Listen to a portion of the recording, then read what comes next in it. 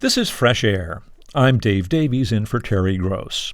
In this world of information overload where you can find endless opinions every day, truly original ideas are rare.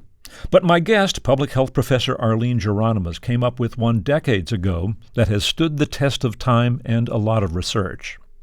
She posited an explanation for why black, brown, working class, and poor people had poorer health and shorter life expectancies, one that differed from popular explanations about genetics and life choices regarding diet, exercise, and substance use. Geronimus suggested that the stress of struggling with poverty and discrimination did damage to people's bodies at the cellular level, stress which built up over time and led to chronic health problems. It would explain, to cite one example, why black women who give birth in their 20s have more complications than those who become mothers in their teens. The older women had endured the stress of their difficult living conditions longer and thus had suffered more damage to their health. Geronimus called this corrosive process weathering, and the idea drew eye rolls and criticism when she first advanced it. But research by Geronimus and others have generated a wealth of supporting data over the years. Geronimus explains the process and its impact and explores what can be done about it in a new book titled Weathering: The Extraordinary Stress of Ordinary Life in an Unjust Society. Arline Geronimus is a professor at the School of Public Health and research professor at the Institute for Social Research at the University of Michigan. She's also an elected member of the Institute of Medicine of the National Academies of Science. Arline Geronimus, welcome to Fresh Air. Thank you. I'm glad to be here. You know, in the book, you cite some examples of people whose early death dramatically illustrates the effects of weathering. Do you want to take one of these folks and just explain kind of in clear, terms how the life they led undermined their health? So Jason Hargrove was a bus driver in Detroit, about 50 years old, and he was an essential worker. So during the COVID pandemic starting early, he had to drive the other essential workers around Detroit to their place of employment on buses that were loaded like sardines. And he came to the public's attention when one of his passengers, who wasn't wearing a mask, coughed on him. And he had to because he wants to be professional and not seen as an angry black man, he kept a lid on his fear and anger that she had done that until after she got off the bus. But then he made a recording onto his Facebook page where he vented about all this, and you could see that he was feeling very stressed about it all, and that also he was going to great pains to also make clear on the video that he was not an angry black man or a lazy black man, that he went to work every day to keep the city running even in a pandemic, that he had a wife and kids. And you think about it and you realize if someone coughed on me, if you're a white person, say, you probably wouldn't have to explain why you're upset about that in the heat of a COVID pandemic. But he first had to kind of present a social identity that wouldn't be threatening. And so maybe you say, well, that's kind of a pain, but what's the big deal? Well, what's the big deal is that along with all the other stressors that we recognize in the life of people who are poor or working class or of color itself activates a human physiological stress process that when it's activated chronically, as it more often is in people in oppressed or exploited populations, literally wears down your heart, your arteries, your neuroendocrine, all your systems, all your body systems, so that in effect you become chronologically old at a young age. And in his case, he actually did come down with COVID a few days later, and he died about a week later. You know, the research that you decided here, some of it's stuff about life expectancy by race and age, and we'll get to that.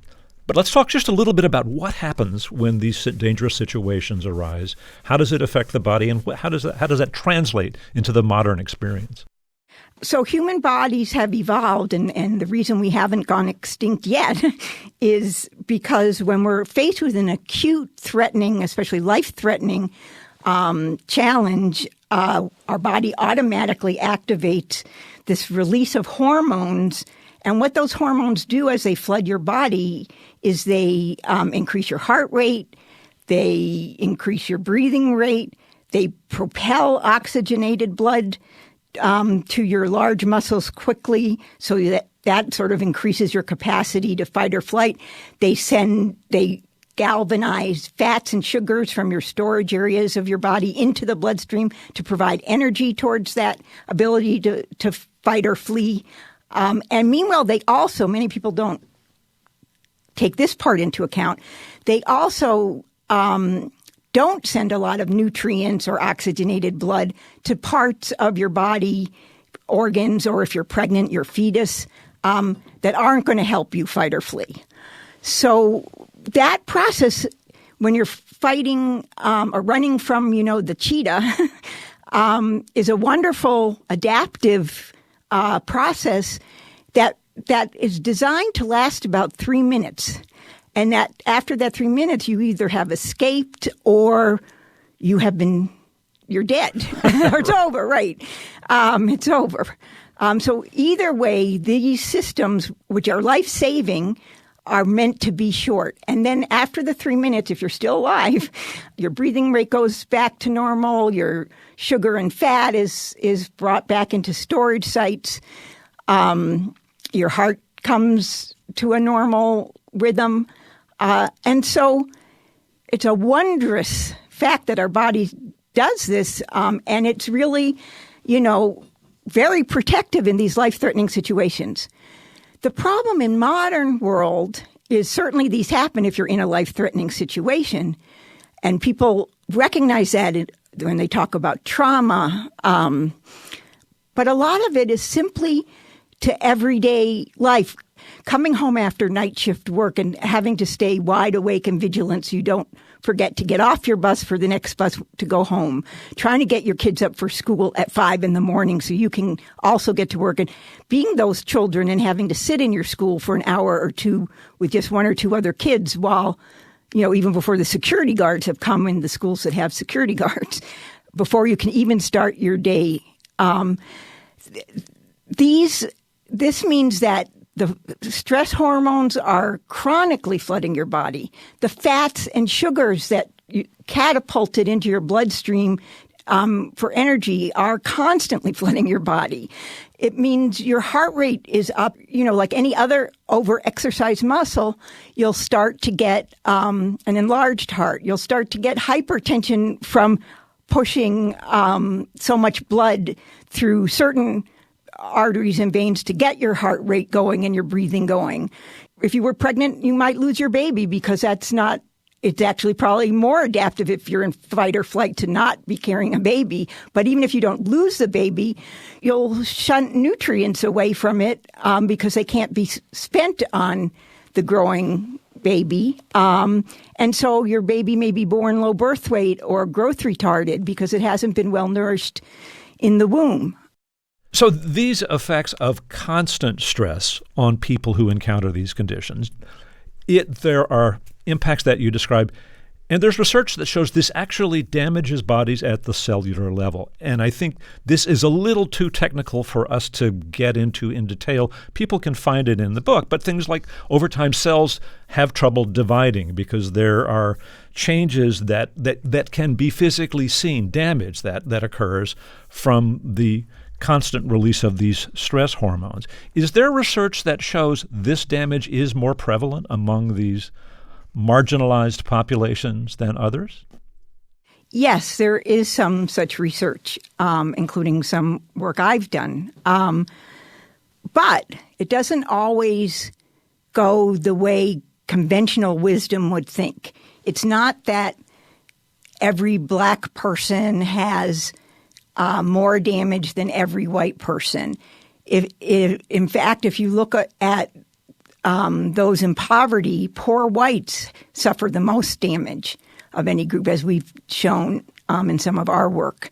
And so how much damage you have is really about, it's not just a linear, or if you're black, you're worse off, and you're white, you're better off. It's really about how much stress versus social support you get in your everyday life, and how many stressors, and whether they're objective ones like pollution. Diesel pollution, for example, is very physiologically stressful, as well as leading to asthma. So it's sort of a contextually fluctuating situation, and it happens in degrees. But because African Americans and low-income Americans are more likely to suffer more of these stressors, they are more likely to be weathered severely and weathered at younger ages. Right, but the physiological damage has been observed in this. That there are studies that show that. Now, the other thing I wanted to just ask here is that white, affluent Americans, many of them would say, gosh, we lead stressful lives too. Our kids are going crazy, taking advanced courses to try and get in good schools, and then they get out, and then they get these high-powered jobs where they're working around the clock and trying to impress the bosses and manage a family. Is their stress different? Do you not see this kind of cellular damage? In extreme cases, you can see that cellular damage. For instance, one study showed that among white, affluent women, those who had to raise an autistic child, and previously healthy women, their cells were more damaged than women like them or mothers like them who weren't raising autistic children. So this is a human process that will happen to any of us under the right conditions, or I really should say the wrong conditions. But for the most part, the people you're talking about who are sort of crazy busy and under the kinds of stressors you're mentioning will not suffer a lot of damage, because they also can have paid time off. They can take vacations. They can hire people to do their housework, or even order their food be delivered. It's not a relentless day in, day out. They still have many choices. They still have times to relax. They're not dealing with the stereotypical racism aspect that also can activate this process. So the problem is stress is this very diffuse term, and we think of it as something you can just meditate your way out of or take a vacation or a break. Many people in our country can't even take a break during working hours. One of the explanations that has been given often for the poor health of people in African American communities is the presence of so many teenage births. And this was a huge priority to try and, the thought was that it's bad for the kids, it's bad for moms. And so there was a huge public information campaign to encourage, not having kids until later, and to provide, birth control and all of that to make that happen. And in fact, what you note is that over the past 3 decades, rates of teen pregnancy have fallen a lot, and particularly sharply among African Americans.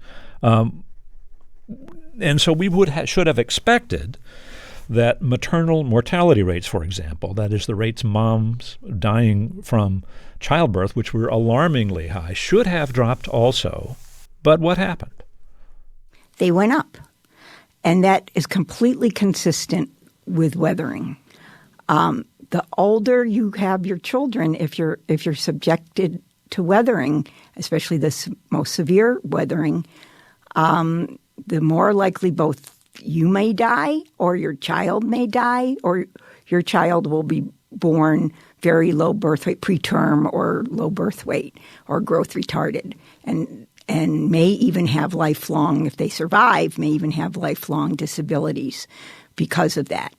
And so we had a very naive idea, which I think was based on well-meaning people who were themselves maybe professionals and knew all the opportunities their well-off children might miss if they had children young, and also had reason to believe the health part really didn't matter, that you're in your prime of life, through your reproductive ages. And, you might run into some problems with fertility if you wait too long, but it's not that your actual health will be affected in ways that can harm you or your baby.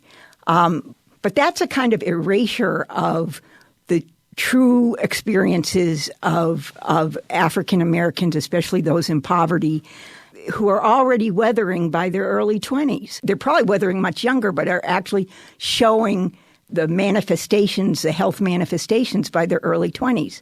And so what has actually happened, and we've done research where we've tried to simulate what did the actual move to older ages at childbearing, how did it affect maternal mortality, and how did it affect infant outcomes? And we found that actually both for white and black people, but much more severely for black, that shift that we worked so hard to achieve has actually been a big part of why we're seeing not just maternal mortality rates go up, but poor, babies born too early or too small has also increased among white women as well as black, though much more for black. So we have, in effect, one of the problems preventing teen childbearing was intended to solve was these high rates of infant death and low birth weight and maternal mortality. And we are the only country that has seen these increases. Other Western countries have seen decreases over the same time period in maternal mortality. Right. So while there are a lot of factors that anyone should consider about when to start a family, and you're not advocating that people incentivize teenage motherhood, right? But tell us a little bit about this and how kind of reactions you got. I do want to be clear that I'm not saying we should have policies to encourage teen motherhood. And in fact, the entire argument is far more nuanced than that. And it's really an argument for reproductive freedom or reproductive justice, where people know better about their lived circumstances and their life expectancies and who they can rely on to help them care for kids. I just want to be clear. The problem here is what society does that leads to weathering. And if we're thinking about policy here, we want to think about how to make it less risky to have your kid at 25 than it is now if you're in one of these very weathered populations. It's not that we want to just tell people in these populations, you should all have kids as teens. Right. It wasn't the way it was always perceived at times. But the point is we need to change the conditions under which people live so that this isn't happening. Right. Exactly. All right. Your policy prescriptions, you focus a lot on maternal care. Are there things changing? Are there examples of how improvements have been or made or planned? Well, maternal mortality still keeps going up. So nobody's made the biggest improvements or the really fundamental improvements. But I think more and more people are understanding that systematic racism in the medical care system is part of the problem, that there are ways around it, whether those ways are having birth attendants who are doulas or midwives rather than physicians, having your birth at home, ways where you will be less stressed during and feel safer during the birth can make a difference. But at this point, we don't have enough midwives or doulas or maternity care providers at all. We have about one maternity care provider per 15,000 births, and that's not spread evenly over the country. In rural areas, there are ones where there's not a single maternity care provider. So we also have to do things that get more people trained, and trained not just as OBGYNs, but as midwives and doulas. So there's a lot more to do, and we know it's urgent. The World Health Organization calls our levels of maternal mortality a human rights violation. We should not have these levels. It's totally preventable. We're not going to see those maternal death rates go down very fast. And as I said, they've been going up every year. And certainly COVID played into that too. But even before COVID, the rates were just going up. Let's take another break here. Let me reintroduce you. We are speaking with Arline Geronimus. She's a professor of public health at the University of Michigan. Her new book is Weathering: The Extraordinary Stress of Ordinary Life in an Unjust Society. She'll be back to talk more after a short break. I'm Dave Davies, and this is Fresh Air. We're speaking with Arline Geronimus, a professor of public health at the University of Michigan.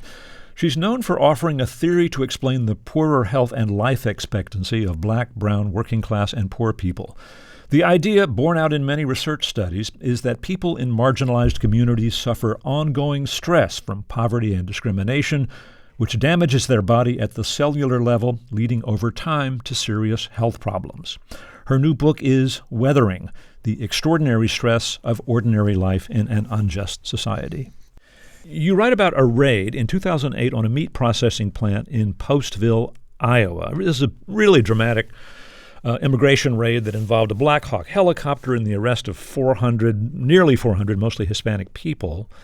You and some colleagues did an interesting study on the possible impact on childbirth in the months following this raid. Tell us what you found. Yes, this was a horrible raid. As you said, it was militarized. It was completely unanticipated. And these almost 400 workers were all arrested. They didn't have time. If they had papers to show they were documented, they were shackled together. They were sent to a cattle congress. The women were given ankle bracelets so they could go home if they had kids to take care of. But you could see how this would have affected all the people literally in the raid, or maybe their family members.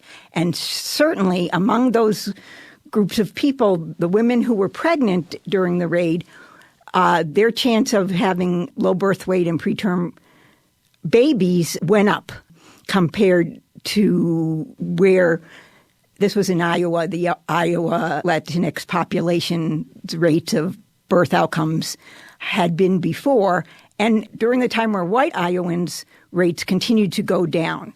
But what was almost more surprising, or is more surprising to most people, is to learn this increased rate over the 9 months or year right after the raid occurred to Latina women throughout Iowa, whether or not they were anywhere near the raid, whether or not they were documented or undocumented, whether they were American citizens or green card holders. It made them very vigilant and therefore experiencing chronic stress arousal. It made them afraid to go out into public space. It made them very anxious about relatives they had or even close family members who might get caught in the next raid. It made them not want to go in public places or spend much money because they wanted to keep their resources in case they had to flee. So they were kind of under a long-term, fight or flight physiological situation. And it's well understood that that kind of stress can lead to low birth weight or preterm births. People likened it to being in an earthquake. People likened it to famine. People, they wouldn't let their children go to school. They were frightened for them. And then on the other side, there may have been employers who were less likely to employ you if you were Latinx because of their own prejudices or fears of being raided themselves. Right. You also note that there have been other studies which shows that if a particular group have been affected by a widely publicized event which increased suspicion of that group, and you've seen similar impacts. I wanted to ask you about studies that have been done of Mexican immigrants to the United States and how their health changed the longer they were in the United States. This was really interesting. What does the data tell us?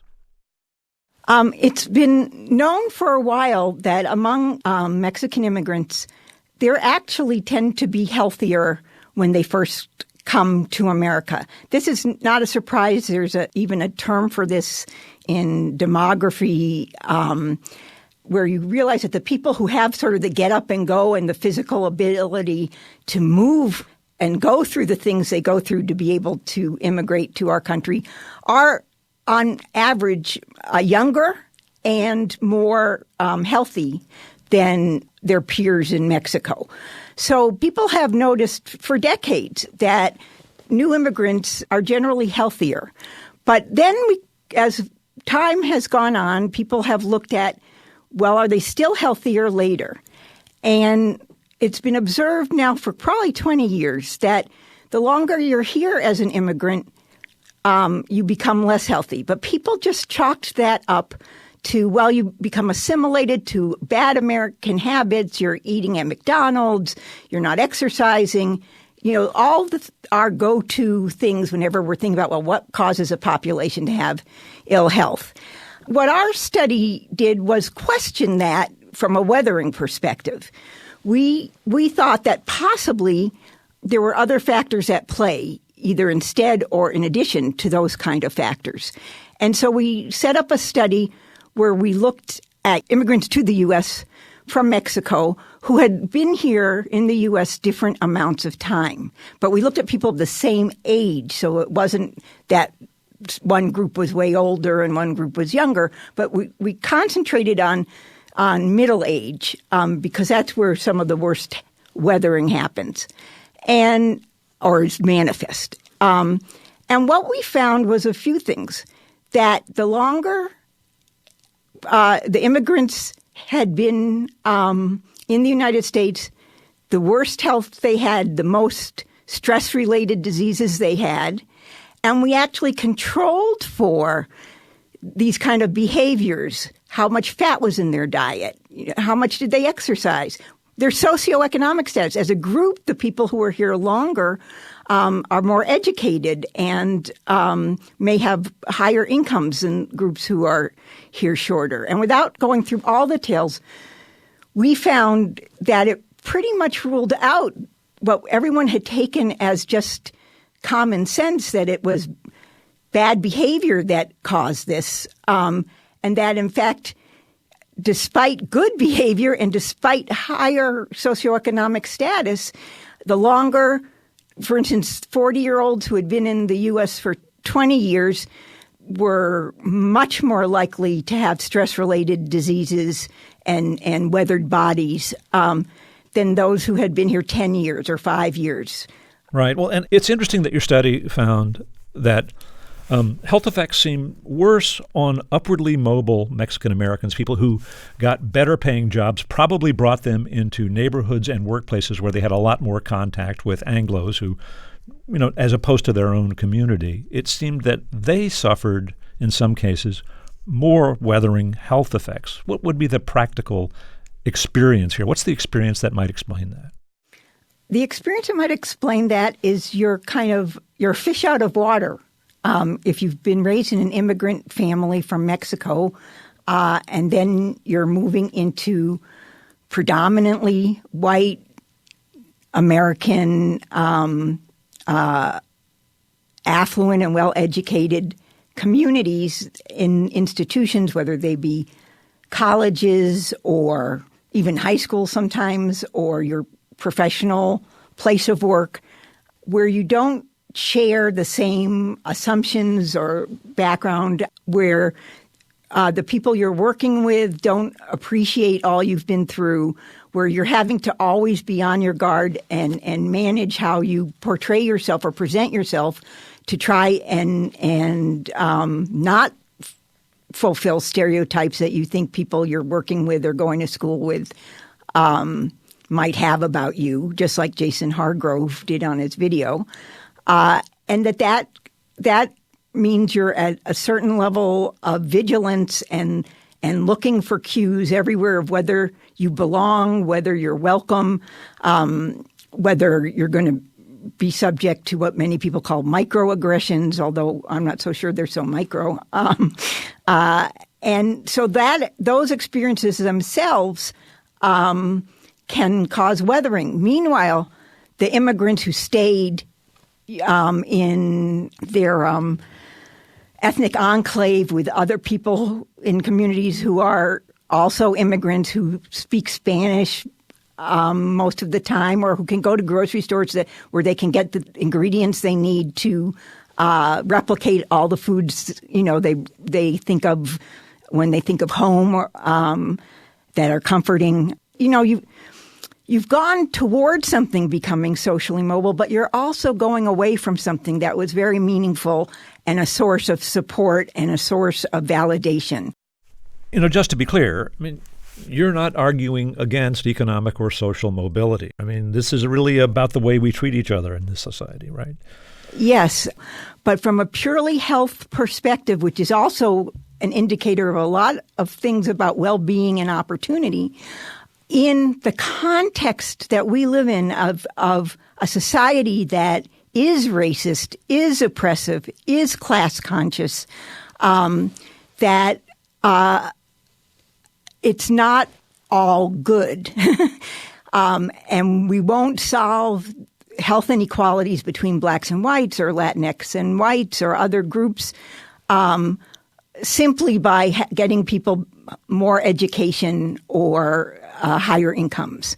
That they come with this chronic stress arousal can happen more likely in those kind of unsupportive environments than they will in the more supportive environments if you stick with your own group. But it is not, weathering is not against social mobility. It's not for segregation.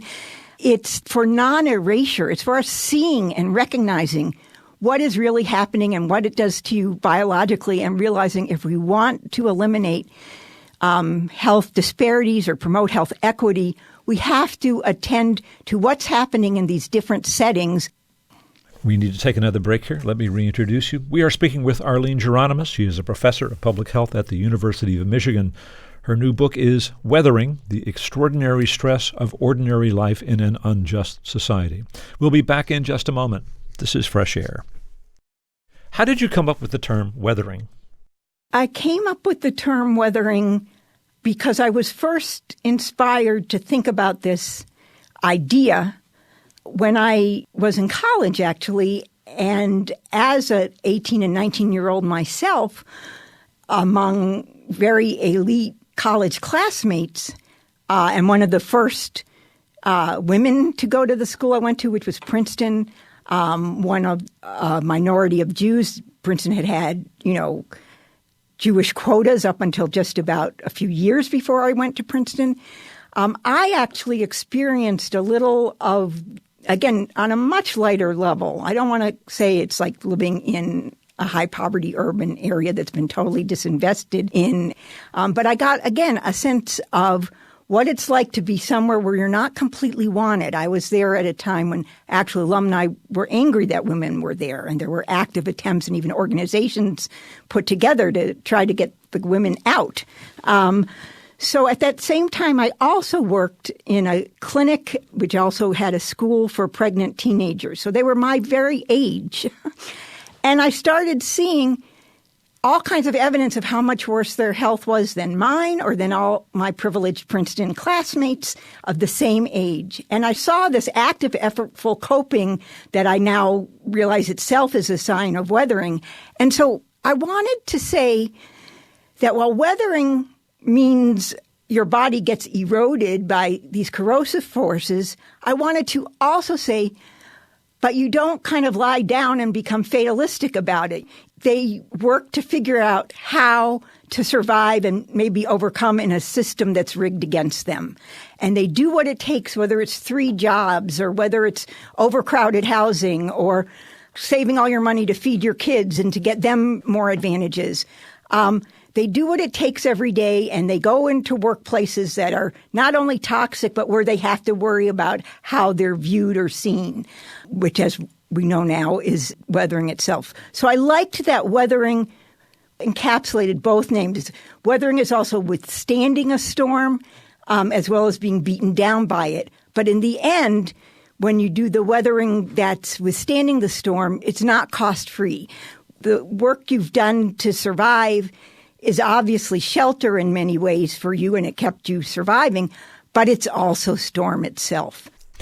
When I read this book, I find the case very convincing that this stress from poverty and discrimination undermines health over the long term. But I'm not immersed in, public health research. Is this a concept now that is fairly widely accepted in your field? Yes, I think it is now. And in fact, my election to the National Academy of Medicine was based on my weathering research and my weathering concept. So I think it's very widely accepted in the public health field. Huh. Do you feel weathered for having spent decades of criticism and abuse?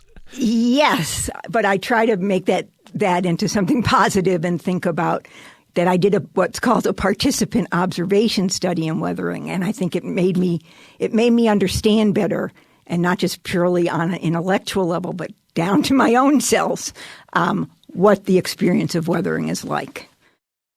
Explain what you mean, a participant observation study. That's a kind of study that is largely done by ethnographers or anthropologists, and where they sort of, in order to study a community, they live there, they become embedded in it, they may get a job there, they sort of start to participate in the everyday life of that community. So they're both observing the actual members of that community, but they're also participating, and that both gives them a greater sense of what's really going on. It also leads to greater trust on the part of the actual community members towards them, so they open up more. So it's a very important way to get a qualitative understanding of what makes a community tick and what are the trade-offs they're facing. Right. And so have you seen some of the health effects that weathering would produce? I mean, there are some of these cellular things, these things called telomeres, which if I'm describing this right, it's these caps on the ends of chromosomes which tend to be eroded with this. Have you suffered some of these effects? Do you know? I don't know if I've suffered the effects of telomere shortening because I've never measured my own telomeres. But I've certainly suffered some of the chronic disease effects. I've suffered, and at earlier ages than I might have otherwise. I've seen, now we have all these devices that monitor your sleep while you're sleeping and what your heart rate is. And I knew this intellectually, that when you're chronically aroused, your heart stays elevated even when you're sleeping. But I learned that mine does that on days that I'm really stressed. And even though I knew it cognitively, actually seeing it, so I could have gotten my 8 hours of sleep, the things we think are what matter. And then I'll see that, what my ring tells me is my recovery index is alarming because I didn't recover because my heart stayed elevated all day. So that gave me an extra layer of understanding, and also why it's not as simple as just take a deep breath. When you're fast asleep, you don't know to take a deep breath or, think good thoughts or just get those 8 hours. It's the quality of that sleep in terms of your body having the chance to recover from your day's stressors that is as or more important than just the number of hours you get. Well, Arline Geronimus, thank you so much for speaking with us. Oh, you're very welcome. Arline Geronimus is a professor of public health at the University of Michigan. Her new book is Weathering: The Extraordinary Stress of Ordinary Life in an Unjust Society. Our interviews and reviews are produced and edited by Amy Sallet, Phyllis Myers, Sam Brigger, Lauren Krenzel, Heidi Saman, Teresa Madden, Anne-Marie Baldonado, Thea Challoner, Seth Kelly, and Susan Yakundi. For Terry Gross, I'm Dave Davies.